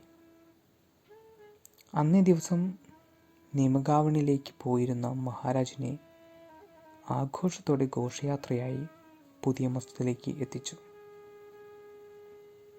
ഗോണ്ടാജി, ഗാവാൽ, തുകാറാം എന്നീ 3 സുതർ സഹോദരന്മാർ മസ്ജിദിൻ്റെ പണിയിൽ വളരെ സഹായിച്ചിരുന്നു. മഹാരാജിൻ്റെ സമാധി വരെയും മസ്ജിദ് തൂത്തുവാരുന്നതും പാത്രങ്ങൾ വൃത്തിയാക്കുന്നതും മഹാരാജിൻ്റെ മുഖവും കാലുകളും കഴിയുന്നതിന് വെള്ളം ചൂടാക്കുന്നതും ആ സ്ഥലം പിന്നീട് ഉണക്കി വൃത്തിയാക്കുന്നതുമൊക്കെ തുകാറാം തന്നെയായിരുന്നു. പൊതുവെ മറ്റാരുടെയും ആ ജോലി ചെയ്യാൻ മഹാരാജ് അനുവദിച്ചിരുന്നില്ല. ഇന്നുവരെയും രാമനവമി ഉത്സവത്തിൻ്റെ പതാകകൾ ഈ ആശാരിയുടെ ഗൃഹത്തിലാണ് തയ്യാറാക്കപ്പെടുന്നത്. ഘോഷയാത്ര ആരംഭിക്കുന്നതും അവിടെ നിന്നാണ്. നാനാ സാഹിബിൻ്റെ 2ാമത്തെ പ്രധാന സേവനം മഹാരാജിൻ്റെ പ്രശസ്തി പ്രചരിപ്പിക്കുകയും അതിലൂടെ മറ്റു ജനങ്ങൾക്ക് മഹാരാജിൻ്റെ അനുഗ്രഹങ്ങൾ ലഭിക്കാൻ ഇടയാക്കുകയും ചെയ്തു എന്നതാണ്. ആദ്യം ഒരു മംലാത്ദാറായും പിന്നീട് ഉപജില്ലാധികാരിയായും ജോലി ചെയ്യേണ്ടി വന്നതിനാൽ അയാൾക്ക് ധാരാളം യാത്രകൾ നടത്തേണ്ടിയിരുന്നു. ഈ ലേഖകന് മഹാരാജിൻ്റെ ദർശനം ലഭിക്കാനുള്ള ഹേതുഭൂതനും നാനാ സാഹിബ് ആയിരുന്നു. ബോംബെ, താനെ ജില്ലകളിൽ നിന്ന് ആയിരക്കണക്കിന് ജനങ്ങൾ മഹാരാജിൻ്റെ ദർശനഭാഗ്യം അനുഭവിച്ച് സന്തുഷ്ടരായി. നാനാ സാഹിബ് അതിനും മൂലകാരണമായി വർത്തിച്ചു. നാനാ സാഹിബ് കൂടാതെ മറ്റു 2 വ്യക്തികൾ കൂടി ബോംബെയിൽ നിന്നും ജനങ്ങളെ ആകർഷിക്കാൻ ഹേതുക്കളായി. അവരിൽ ഒരാൾ ദാസ്ഗുനു എന്നറിയപ്പെടുന്ന ഗണേഷ് ദത്താത്രേയ സഹസ്രബുദ്ധിയായിരുന്നു. അയാൾ മുമ്പ് പോലീസ് വിഭാഗത്തിലാണ് ജോലി ചെയ്തിരുന്നത്. അയാൾക്ക് തമാശ നൃത്യങ്ങളിൽ വളരെ ഉൾപ്പെട്ടിരുന്നു. നാനാ സാഹേബിൻ്റെ പരിചയത്തിലൂടെ അയാൾ മഹാരാജിൻ്റെ ദർശനത്തിനെത്തുകയും പതിയെ പതിയെ മഹാരാജിന് അയാളുടെ മനസ്സിൽ സ്വാധീനമുണ്ടാവുകയും ചെയ്തു. അയാൾ തൻ്റെ ജോലി ഉപേക്ഷിച്ച് ദിവ്യൻ്റെ കഥകൾ കീർത്തനങ്ങളിലും ഗ്രന്ഥങ്ങളിലും കൂടി പ്രചരിപ്പിക്കാനും തുടങ്ങി. ഇപ്പോഴും അയാൾ ആ കൃത്യം തുടരുന്നു. ഭക്തലീലാമൃതം, സന്ത് കഥാമൃതം, ഭക്തിസാരാമൃതം എന്നിങ്ങനെ ദിവ്യന്മാരുടെ ജീവിതകഥ വിവരിക്കുന്ന ഗ്രന്ഥങ്ങൾ അയാൾ രചിച്ചു. കൂടാതെ ഈശാവാസ്യോപനിഷത്ത്, ശ്രീധ്യാനേശ്വർ മഹാരാജിൻ്റെ അമൃതാനുഭവം എന്നിവയ്ക്ക് അയാൾ മറാത്തി ഭാഷയിൽ ലളിതവും മനോഹരവുമായ വ്യാഖ്യാനങ്ങൾ എഴുതുകയുണ്ടായി. ഇവ കൂടാതെ മറ്റനേകം ഗ്രന്ഥങ്ങളും അയാൾ രചിക്കുകയുണ്ടായി. അയാളെ ബോംബെയിൽ നിന്നും കൊണ്ടുവന്നതിലൂടെ നാനാസാഹേബ് ബോംബെ നിവാസികൾക്ക് ഭക്തിപൂർണമായ കീർത്തനങ്ങളുടെ അമൃതും അതിലൂടെ മഹാരാജിൻ്റെ ഗുണങ്ങളും പ്രകൃതവും കേൾക്കാനുള്ള സന്തോഷവും പ്രദാനം ചെയ്യുകയാണുണ്ടായത്. ആ കീർത്തനങ്ങൾ കാരണം ബോംബെയിലും പരിസര പ്രദേശങ്ങളിൽ നിന്നും അനേകം ജനങ്ങൾ മഹാരാജിൻ്റെ ദർശനത്തിന് ഉത്സുകരാകുകയും ദർശനത്തിന് എത്തുകയും ചെയ്തു. മുമ്പ് പരാമർശിച്ചവരിൽ രണ്ടാമത്തെ വ്യക്തി ഈ ലേഖകൻ തന്നെയാണ്. ഈ സമയത്ത് അനേകം നാളുകൾ ദീർഘമായി സാമൂഹികമായ പ്രവൃത്തികളിൽ നിന്നും ഒഴിഞ്ഞ് മാറിക്കൊണ്ട് മഹാരാജിൻ്റെ പാദങ്ങളിൽ കഴിഞ്ഞിരുന്നതിനാൽ പാർസി, മറ്റ് ദിനപത്രങ്ങൾ എന്നിവയിൽ ഇയാളൊരു ബാബ ആയി മാറിയെന്ന് അറിയപ്പെടുകയും ഈ മാറ്റത്തിന് കാരണമായ അദ്ദേഹത്തെ കാണാനായി അനേകം ജനങ്ങളെത്തുകയും ചെയ്തു. ഏകദേശം 1910 മുതൽ മഹാരാജിൻ്റെ ദർശനത്തിനായി എത്തുന്നവരുടെ എണ്ണം ഗണ്യമായി വർദ്ധിച്ചു. നാനാസാഹേബ് ഇവിടെ എത്തുമ്പോൾ ദർശനത്തിനെത്തുന്ന ആളുകൾക്ക് താമസിക്കാനായി ഒരു വാട പോലും ഉണ്ടായിരുന്നില്ല. പക്ഷേ ഈ കുറവ് മഹാരാജ് വളരെ പെട്ടെന്ന് തന്നെ നികത്തി. റാവു ബഹദൂർ ഹരിവിനായക സാധെ ജില്ലയിലെ ഉപജില്ലാധികാരിയായിരുന്നു. അയാളുടെ ഭാര്യ മരിച്ച് അനേകം വർഷങ്ങൾ കടന്നുപോയിരുന്നു. പുനർവിവാഹം ചെയ്യാൻ അയാൾക്ക് തീരെ ആഗ്രഹമുണ്ടായിരുന്നില്ല.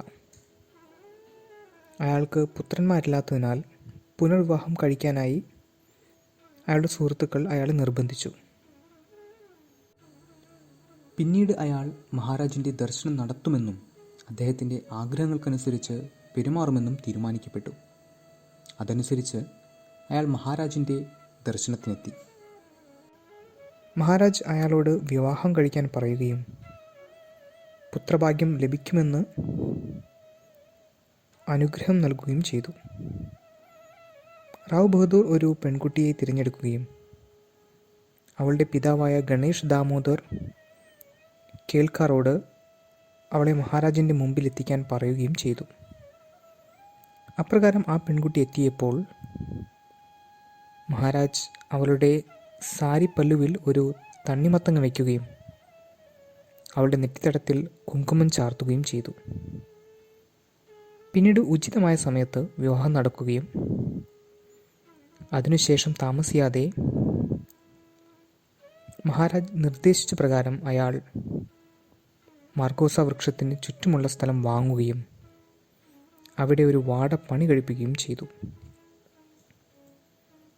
അതിനാൽ ദർശനത്തിനെത്തുന്നവർക്ക് താമസ സൗകര്യം ലഭിച്ചു. 3 വർഷങ്ങൾക്ക് ശേഷം മഹാരാജ് ഈ ലേഖകനെ കൊണ്ട് ഒരു വാട പണി കഴിപ്പിക്കുകയും അതിനുശേഷം ഗോപാൽ റാവു അഥവാ ബാപ്പു സാഹേബ് ബൂട്ടി എന്ന നാഗ്പൂർ കോടീശ്വരനെ കൊണ്ട് മറ്റൊരു വാട പണി കഴിപ്പിക്കുകയും ഉണ്ടായി. ഈ വാട വളരെ വലുതും കല്ലുകൊണ്ട് നിർമ്മിച്ചതിനാൽ വളരെ ഉറപ്പുള്ളതും ധാരാളം പണം ചെലവഴിക്കപ്പെട്ടതുമാണ്. ഇതിന് സമമായ മറ്റൊരു കെട്ടിടം ഷിർദിയിലോ അതിന് സമീപ പ്രദേശങ്ങളോ ആ താലൂക്കിലോ കാണാൻ കഴിയില്ല. മഹാരാജിൻ്റെ സമാധി ആ വാടയിലാണ്. താമസിയാതെ ഷിർദി ഒരു സംസ്ഥാൻ ആയി മാറി. മഹാരാജിന് ആരതികൾ നടത്തപ്പെടുകയും ആരതി സമയത്ത് വെഞ്ചാമരം, അലങ്കാരക്കുടകൾ തുടങ്ങിയ രാജകീയ ചിഹ്നങ്ങൾ ഉപയോഗിക്കുകയും ചെയ്തു.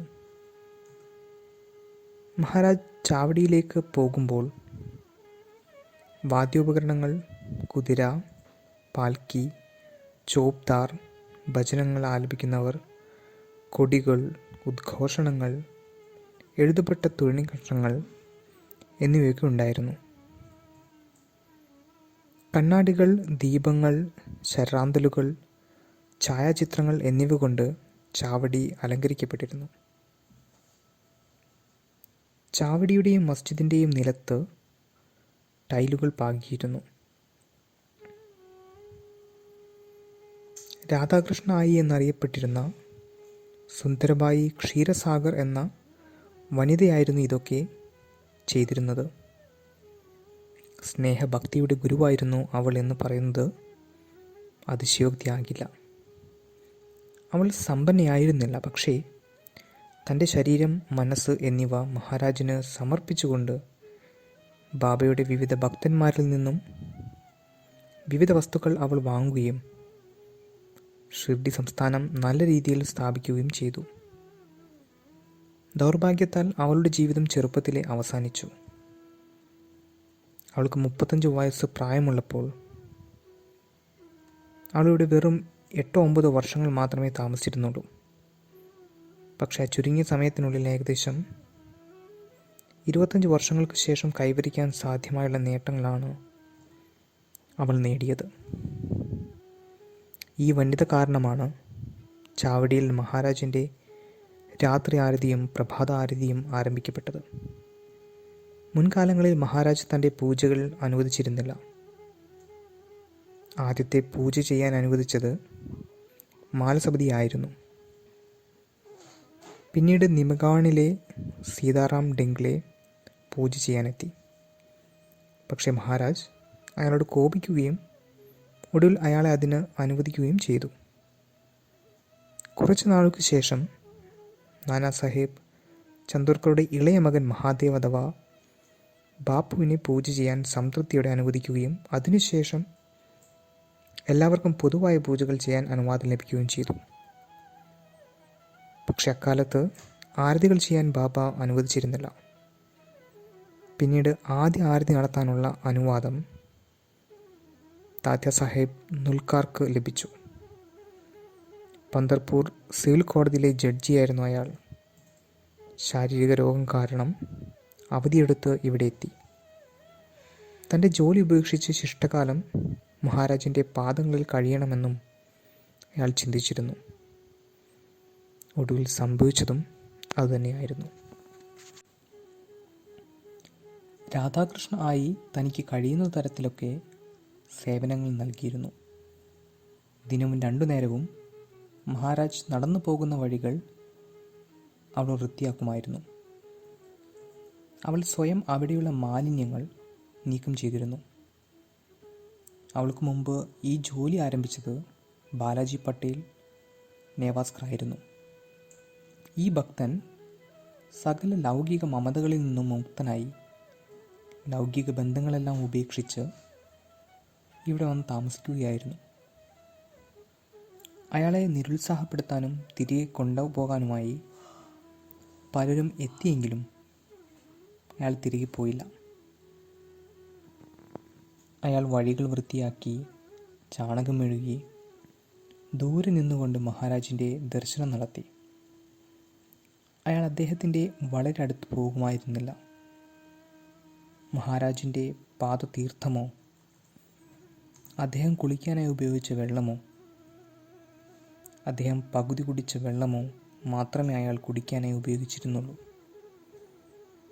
അതേപോലെ തൻ്റെ വയലിലെ വിളവുകൾ അയാൾ മഹാരാജിൻ്റെ മുൻപിൽ എത്തിക്കുകയും അതിൽ നിന്ന് അദ്ദേഹം നൽകുന്നത് മാത്രം സ്വീകരിച്ച് തിരികെ കൊണ്ടുപോവുകയും ചെയ്തിരുന്നു. സാധാരണയായി മഹാരാജ് എല്ലാം തിരികെ നൽകുമായിരുന്നു. 2 വർഷങ്ങൾ അവിടെ താമസിച്ച ശേഷം ബാലാജി പാട്ടീലിന് അയാളുടെ ഗൃഹത്തിലേക്ക് പോകാൻ മഹാരാജിൻ്റെ അനുമതി ലഭിക്കുകയും അതനുസരിച്ച് അയാൾ പോവുകയും ചെയ്തു. എങ്കിൽ പോലും അയാൾ കൂടെ കൂടെ ദർശനത്തിനെത്തുകയും തൻ്റെ വിളവ് മഹാരാജന് സമർപ്പിക്കുകയും ചെയ്തിരുന്നു. കുറച്ചു വർഷങ്ങൾക്ക് ശേഷം അയാൾ മരണമടഞ്ഞു. രാധാകൃഷ്ണ ആയി എല്ലാ വിധത്തിലുമുള്ള സേവനങ്ങൾ മഹാരാജന് ചെയ്യുക മാത്രമല്ല, മഹാരാജിൻ്റെ അനേകം ഭക്തന്മാരെ കൊണ്ട് പലതരത്തിലുള്ള സേവനങ്ങൾ ചെയ്യിക്കുകയും ചെയ്തിരുന്നു. അവൾ വിവിധ തരത്തിലുള്ള പണികൾ ചെയ്തിരുന്നു. ഒപ്പം മറ്റുള്ളവരെയെല്ലാം അതിൽ ഉൾപ്പെടുത്തുകയും ചെയ്തു. ഭക്തന്മാരാകട്ടെ സ്നേഹത്തോടും ഉത്സാഹത്തോടും കൂടി ആ കൃത്യങ്ങൾ ചെയ്തിരുന്നു. എല്ലാ നിലയിലുള്ള പുരുഷന്മാരും സ്ത്രീകളും അതിലുൾപ്പെട്ടിരുന്നു. മണ്ണും കല്ലും ചുമന്നു മാറ്റുക, വിറക് കീറുക, വിളക്കുകളും ശരാന്തലുകളും വൃത്തിയാക്കുക, ചെളിയുണ്ടാക്കി ചുമന്നുകൊണ്ടുവരിക, കിടങ്ങുകളുണ്ടാക്കി അവ നിറയ്ക്കുക,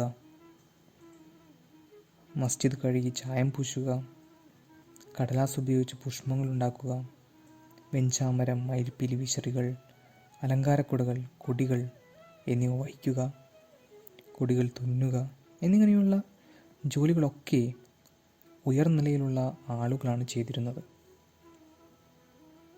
ശ്രേഷ്ഠ കുടുംബങ്ങളിൽ നിന്നും എത്തിയ സ്ത്രീകൾ പോലും ഈ സേവനങ്ങൾ ചെയ്യുന്നത് സന്തുഷ്ടരായിട്ടായിരുന്നു. മഹാരാജിൻ്റെ ദിനചര്യകൾ വളരെ കൃത്യതയോടെയാണ് നിർവഹിക്കപ്പെട്ടിരുന്നത്. അദ്ദേഹം പ്രഭാതത്തിൽ വളരെ നേരത്തെ എഴുന്നേറ്റ് ധുനിയുടെ സമീപത്തിരിക്കുമായിരുന്നു. കുറച്ച് സമയത്തിന് ശേഷം അദ്ദേഹം തൻ്റെ ശുദ്ധികർമ്മങ്ങളും വിസർജനവും നടത്തിയിരുന്നു. അതൊക്കെ അദ്ദേഹം തൻ്റെ സ്വന്തം കൈകൾ കൊണ്ട് വൃത്തിയാക്കുമായിരുന്നു. പിന്നീട് അദ്ദേഹം കുറച്ചു നേരം സ്വസ്ഥമായിരിക്കും. ആ സമയത്ത് ഭാഗോജി ഷിൻഡെ എന്ന വ്യക്തി മഹാരാജിൻ്റെ വലതുകരത്തിലെ മുറിവിൻ്റെ തുണിക്കെട്ട് മാറ്റുകയും ശരീരം മുഴുവൻ ഒഴിയുകയും ചെയ്യും. പിന്നീട് അയാൾ ചില്ലം നിറച്ച് കത്തിച്ച് അത് അദ്ദേഹത്തിന് പുകവലിക്കാനായി നൽകും. മഹാരാജ് പുകവലിച്ചതിന് ശേഷം അദ്ദേഹം അത് ഭാഗോജിക്ക് പുകവലിക്കാനായി നൽകിയിരുന്നു. ഇത് ഏകദേശം 5-6 പ്രാവശ്യം തുടരും. പിന്നീട് ഭാഗോജി തിരികെ പോകും. ഈ ഭാഗോജിക്ക് കുഷ്ഠരോഗം ബാധിച്ചിരുന്നു. പക്ഷേ തനിക്ക് സേവനം നൽകുന്നതിൽ നിന്ന് മഹാരാജ് ഒരിക്കലും അയാളെ വിലക്കിയിരുന്നില്ല. മാത്രമല്ല, അദ്ദേഹം തൻ്റെ ദിനചര്യ ഒരിക്കലും മാറ്റിയതുമില്ല. ഭാഗോജി തിരികെ പോയതിനു ശേഷം മഹാരാജ് കുറച്ചു നേരം ഇരിക്കുകയും ആ സമയത്ത് ചില പതിവ് ഭക്തന്മാർ എത്തി സേവനങ്ങൾ നൽകുകയും ചെയ്തിരുന്നു. അതിനുശേഷം മഹാരാജ് എഴുന്നേറ്റ് തൻ്റെ മുഖം കഴുകിയിരുന്നു. മഹാരാജ് തൻ്റെ മുഖം കഴുകുന്നത് നോക്കി നിൽക്കേണ്ടതാണ്. അദ്ദേഹം ധാരാളം വെള്ളം തൻ്റെ ഇഷ്ടം പോലെ തൻ്റെ കരങ്ങൾ, പാദങ്ങൾ, മുഖം, കർണങ്ങൾ എന്നീ ഭാഗങ്ങളിൽ ഒഴിച്ച് വളരെ മൃദുവായി ഈ ഭാഗങ്ങൾ വൃത്തിയാക്കുമായിരുന്നു. ശ്രീ ഏകനാഥ് മഹാരാജ് വിശദീകരിച്ചതുപോലെ ശരീരത്തിലെ എല്ലാ രോമങ്ങളും കഴുകി വൃത്തിയാക്കി. പക്ഷെ അതിനുവേണ്ടി ശരീരം തിരുമ്മിയില്ല. അത്തരത്തിൽ തനിക്കും മറ്റു ജീവികൾക്കും തമ്മിൽ യാതൊരു ഭേദചിന്തയും പുലർത്തിയില്ല. അങ്ങനെയല്ലെങ്കിൽ അവയ്ക്ക് ഹാനി വരുമായിരുന്നു. ഇത്തരത്തിലായിരുന്നു സ്നാനവും നടത്തപ്പെട്ടിരുന്നത്. മുഖം കഴുകിയതിനു ശേഷം അദ്ദേഹം ഗ്രാമത്തിലേക്ക് ഭിക്ഷയ്ക്കായി പോകുമായിരുന്നു. അദ്ദേഹം 5 നിശ്ചിത ഗൃഹത്തിലെത്തുകയും ഒരു നിശ്ചിത സ്ഥാനത്ത് നിൽക്കുകയും ചെയ്തിരുന്നു. ബക്രി തുടങ്ങിയ ഉണക്ക വിഭവങ്ങൾ സ്വീകരിക്കുകയും മസ്ജിദിൽ മടങ്ങിയെത്തുമ്പോൾ അതിൽ കുറച്ച് ഭക്ഷിക്കുകയും ചെയ്തിരുന്നു. ആഹാരം കഴിച്ചതിന് ശേഷം അദ്ദേഹം കുറച്ചു നേരം ഒരു സ്ഥലത്ത് വിശ്രമിച്ചിരുന്നു. ആ സമയത്ത് ഒരു കൂട്ടം ഭക്തജനങ്ങൾ അദ്ദേഹത്തിന് ചുറ്റും കൂടുകയും അദ്ദേഹം അവർക്ക് കഥകളിലൂടെ അറിവ് പകർന്നു നൽകുകയും ചെയ്തിരുന്നു. അത്തരം സഭാവേളകളിൽ മഹാരാജ് വാഴപ്പഴങ്ങൾ പേരയ്ക്കകൾ, മാങ്ങകൾ എന്നിവ വാങ്ങി ഭക്തജനങ്ങൾക്ക് വിതരണം ചെയ്യുകയും തൻ്റെ സ്വന്തം കൈകൾ കൊണ്ട് അവരെ ഊട്ടുകയും ചെയ്തിരുന്നു.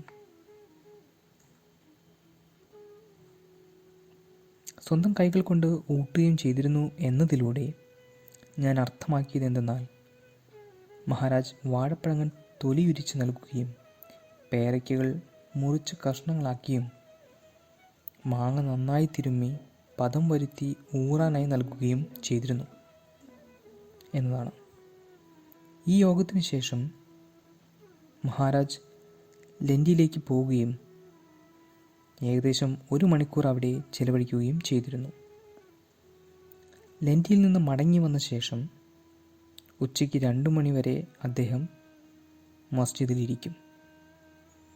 ആ സമയത്ത് ഭക്തർ മഹാരാജിൻ്റെ പൂജ, ആരാധന, ആരതികൾ എന്നിവ ചെയ്തിരുന്നു. പിന്നീട് മഹാരാജിൻ്റെ ഉച്ചയൂണിന് ശേഷം അദ്ദേഹം വീണ്ടും ലൻഡിയിലേക്ക് പോകും. ഏകദേശം 3/4 മണിക്കൂറിന് ശേഷം അദ്ദേഹം അവിടെ നിന്ന് മടങ്ങുകയും വൈകുന്നേരം വരെ മസ്ജിദിലിരിക്കുകയും ചെയ്യും. വൈകുന്നേരം അദ്ദേഹം കുറച്ചു നേരം പുറത്തേക്ക് പോവുകയും പെട്ടെന്ന് മടങ്ങി വന്ന് മസ്ജിദിൽ ഇരിക്കുകയും ചെയ്യുമായിരുന്നു. സാധാരണയായി ഒരു ദിവസം 3 സഭകളുണ്ടാകും. ആദ്യമായി രാവിലെ പ്രഭാത ഭക്ഷണത്തിന് ശേഷം, രണ്ടാമത് ലൻഡിയിൽ നിന്ന് മടങ്ങിയതിനു ശേഷം, മൂന്നാമത് വൈകുന്നേരം 5 മണിക്ക് എന്നിങ്ങനെയായിരുന്നു. ഈ 3 യോഗങ്ങളിലും മഹാരാജ് കഥാരൂപേണ അറിവ് പകർന്നു നൽകിയിരുന്നു. അവിടെ കൂടിയിരിക്കുന്ന വ്യത്യസ്ത ജനങ്ങളുടെ വ്യത്യസ്തമായ പ്രശ്നങ്ങൾക്കും സംശയങ്ങൾക്കും ഉത്തരം നൽകാൻ മഹാരാജിൻ്റെ വാക്കുകൾക്ക് കഴിഞ്ഞിരുന്നു.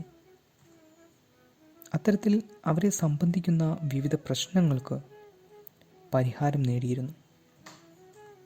അഗാധമായ വേദാന്ത തത്വങ്ങളോ ഉപനിഷത്തുക്കളെക്കുറിച്ചുള്ള പ്രഭാഷണമോ മഹാരാജ് നൽകിയിരുന്നില്ല. അദ്ദേഹത്തിൻ്റെ ഉപദേശങ്ങൾ പ്രധാനമായും സത്പെരുമാറ്റങ്ങളെ സംബന്ധിച്ചുള്ളതായിരുന്നു. ശിഷ്യൻ്റെ മനസ്സിനെ ശുദ്ധമാക്കിയ ശേഷം അതിലറിവിൻ്റെ വിത്തുകൾ വിതയ്ക്കുക എന്നതായിരുന്നു സദ്ഗുരുവിൻ്റെ നീതിശാസ്ത്രം. അത്തരത്തിൽ മഹാരാജ് പ്രവർത്തിച്ചു. അതിനാൽ സദാചാരത്തെയും സന്മാർഗത്തെയും സംബന്ധിച്ചുള്ളതായിരുന്നു അദ്ദേഹത്തിൻ്റെ ഉപദേശങ്ങൾ. പക്ഷേ തെളിച്ചുള്ള വചനോപദേശങ്ങൾക്ക് പകരം ഒരുവന് മഹാരാജിൽ നിന്നും വിലമതിക്കാനാകാത്ത ജ്ഞാനോദാഹരണങ്ങളും അനുഭവങ്ങളുമാണ് ലഭിച്ചിരുന്നത്. അതിനാൽ പൂർണ്ണ വിശ്വാസത്തോടെ മഹാരാജിൻ്റെ സമീപത്ത് എത്തിയ ഭക്തർക്ക് ഏറ്റവും ശ്രേഷ്ഠമായ ഗുണം ലഭിച്ചിരുന്നു. മഹാരാജിനെ സമീപിച്ചിരുന്ന ഭക്തരിൽ ഭൂരിഭാഗം പേർക്കും ലൗകികമായ ആഗ്രഹങ്ങളും ഉദ്ദേശങ്ങളുമാണ് ഉണ്ടായിരുന്നത്. പക്ഷേ മഹാരാജ് അവരുടെ ആഗ്രഹങ്ങൾ സഫലമാക്കുകയും അവരറിയാതെ തന്നെ അവരുടെ ഏറ്റവും പരമമായ ലക്ഷ്യത്തിലേക്ക് അവരുടെ മനസ്സിനെ നയിക്കുകയും ചെയ്തു. ജനങ്ങളുടെ ക്ഷേമത്തിന് വേണ്ടിയാണ് മഹാരാജ് അവതാരം കൈക്കൊണ്ടത്. അതനുസരിച്ച് എല്ലാവരുടെയും ക്ഷേമം അദ്ദേഹം പരിപാലിക്കുകയും ചെയ്തു. അതിനെക്കുറിച്ച് അല്പം പോലും സന്ദേഹമില്ല. അദ്ദേഹത്തിൻ്റെ ലീലകളും ഗുണങ്ങളും ശരിയായ തരത്തിൽ വിവരിക്കാൻ കഴിയില്ല. ഈശ്വരന് അനന്തമായ ഗുണങ്ങളുണ്ട്. കുഞ്ഞുങ്ങളെപ്പോലെ പെരുമാറുന്നവനെ ഈശ്വരനുമായി താരതമ്യം ചെയ്യാം. ഭൂമിയിലെ മൺതരികളെ എണ്ണി തിട്ടപ്പെടുത്താൻ ഒരുവന് കഴിയാത്തതുപോലെ ഒരുവൻ എത്രമാത്രം സമയം ചെലവഴിച്ചാലും അത്തരത്തിലുള്ള ഒരാളുടെ ശക്തികളെ മതിയായ തരത്തിൽ വർണ്ണിക്കാൻ കഴിയില്ല. എങ്കിൽ പോലും മഹാരാജിൻ്റെ ലീലകൾ കഴിയുന്ന തരത്തിൽ ശേഖരിക്കാൻ കഴിഞ്ഞാൽ അതെല്ലാവർക്കും ഗുണപ്രദമായിരിക്കും. ഞാൻ ഇത്തരത്തിൽ ഉറച്ചു വിശ്വസിക്കുന്നു. അത്തരത്തിലുള്ള ഒരു ശേഖരണം എൻ്റെ ആരാധ്യ സുഹൃത്ത് ഗോവിന്ദ് രഘുനാഥ് അഥവാ അന്നാഥ് സാഹേബ് ദാബോൽക്കർ നിർവഹിച്ചിരിക്കുന്നു. അതിൻ്റെ വലിയൊരു ഭാഗം അദ്ദേഹം ഒവി അളവിലാണ് ചെയ്തിരിക്കുന്നത്. ഒവി അളവിലുള്ള ഈ ഗ്രന്ഥം മഹാരാജ് ഭൗതിക ദേഹത്തിൽ വർത്തിക്കുമ്പോൾ തന്നെ അദ്ദേഹത്തിൻ്റെ പ്രത്യേക അനുമതിയോടെ ആരംഭിക്കപ്പെട്ടതാണ്. ഇതുവരെയും 35 അധ്യായങ്ങൾ പൂർത്തിയാക്കപ്പെട്ടിരിക്കുന്നു. ഈ ഗ്രന്ഥം വളരെ സ്നേഹപൂർണവും ഹൃദയസ്പർശിയുമാണ്. മഹാരാജിൻ്റെ ഭക്തർക്ക് മറ്റ് ശ്രോതാക്കൾക്കും അത് ഗുണപ്രദമായിരിക്കും. ഇതിലെ ഒവികൾ ഏകനാഥ് മഹാരാജിൻ്റെ മാതൃകയിലാണ് രചിക്കപ്പെട്ടിരിക്കുന്നത്. ഈ ഗ്രന്ഥം പാരായണം ചെയ്യുമ്പോൾ ഒരുവൻ ഇടയ്ക്കിടയ്ക്ക് നാഥ് മഹാരാജിനെ ഓർക്കും. ചുരുക്കത്തിൽ ഈ ഗ്രന്ഥം ശ്രീ സായിനാഥ് മഹാരാജിൻ്റെ പ്രസാദത്തിൻ്റെ ഫലമാണ്. ഓരോ ചുവടിലും അത് അനുഭവേദ്യമാണ്. അവസാനമായി മഹാരാജിനോടൊത്ത് ഒരു പ്രാർത്ഥനയോടെ ഞാൻ ഈ മുഖവര അവസാനിപ്പിക്കുന്നു. അദ്ദേഹത്തിൻ്റെ ഭക്തരും മറ്റു ശ്രോതാക്കളും ഈ ഗ്രന്ഥത്തിലൂടെ ആനന്ദവും അറിവും നേടുകയും അവർക്ക് മഹാരാജിലുള്ള ഭക്തി വർദ്ധിക്കുകയും ചെയ്യട്ടെ. ബാബയുടെ ഒരു പൈതൽ ഹരി സീതാറാം ദീക്ഷിത്. സായിറാം.